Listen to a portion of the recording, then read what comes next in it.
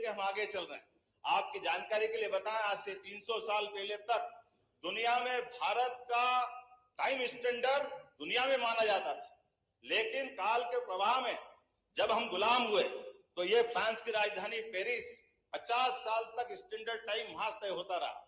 उसके बाद 250 साल पहले जब अंग्रेज हावी हुए तो अंग्रेज इस चीज को पेरिस से उठा करके ग्रीनविच ले गए और ग्रीनविच से वो दुनिया में स्टैंडर्ड टाइम तय करने लगे। अब ये आप अंदाज लगा लें, कहने के लिए हम पूर्व के देश है, वो पश्चिम के देश है, और ये जो समय की गणना का केंद्र है, आप कभी अंदाज लगा लो आज भी कितनी बड़ी विसंगति है। आप उमंग भाई बताइए, यहाँ दुनिया में 2 प्रकार के ही प्राणी पाए जाते हैं। एक प्राणी जो सूर्यास्त से अपनी दिनचर्या चालू करते और अपने सूर्यास्त के बाद अपने सूर्योदय से चालू करते, सूर्यास्त में खत्म करते। दूसरे प्राणी रात्रि या निशाचर वाले हैं। लेकिन मध्य रात्रि में कौन से प्राणी अपनी दिनचर्या चालू करते? ये मध्य रात्रि में 12 बजे दिन बदलेगा, इसका कौन सा स्टैंडर्ड, ये कौन सा पैमाना है? लेकिन ये वो पैमाना है जिस पैमाने को मैं थोड़ा सा आपके सामने बताना चाहूंगा। ये वो पैमाना है जिसके माध्यम से भारतीय संस्कृति को लज्जित करने का प्रयास किया। मैं अभी अपने विषय पे आ रहा हूं भैया, अभी खत्म नहीं कर रहा हूं, आपको भी मौका दूंगा, आप अपनी आंखों से जाके देखना।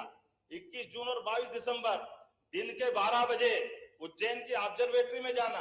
एक शंकु यंत्र है, 300 साल पहले बना है और आधुनिक साइंस की दृष्टि से जीपीएस है, फिजिक्स का बना हुआ, जहां से आप डिसाइड कर सकते हैं कि दुनिया का सेंटर पॉइंट कौन सा है।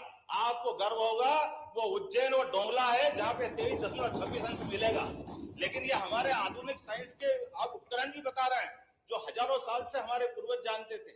ऐसे गौरवशाली चीज को हम विस्मृत करके केवल पश्चिमानुकरण जो करने लगे, उस काल के प्रवाह के चक्र को बदलते हुए उस ऐसे रहस्यों को भी सबके सामने लाने का काम हमारी सरकार कर रही है। इसलिए वो पुरानी ऑब्जर्वेटरी जो राजा जयसिंह के समय बनाई हुई थी, 5 ऑब्जर्वेटरी, लेकिन एक नई ऑब्जर्वेटरी साइंस टेक्नोलॉजी विभाग के माध्यम से हम बना रहे हैं, जिसको आईआईटी के बच्चे रिसर्च करने जाएंगे, आईआईएम के बच्चे रिसर्च करेंगे।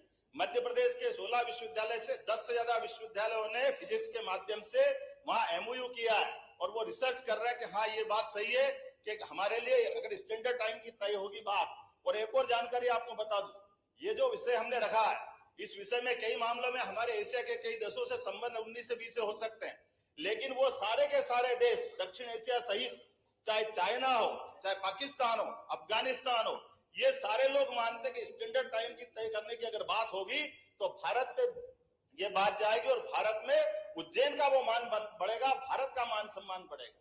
ये जो हमने कहा कि सरकार के माध्यम से क्या संबंध है, तो सरकार ने वो ऑब्जर्वेटरी खड़ी की है और एक नया प्रस्ताव सरकार के माध्यम से दे रहे हैं कि भविष्य के जैसे आईआईटी सैटेलाइट टाउन उज्जैन में इंदौर का विस्तारीकरण करेंगे, जिसके माध्यम से ऐसे भविष्य के ऐसे कई विषय भी, जैसे बाबा महाकाल की नगरी, ये केवल धर्म की नगरी नहीं है, ये ज्योग्राफिकली फिजिक्स की नगरी भी है, भूगोल की नगरी भी है, ज्ञान की नगरी भी।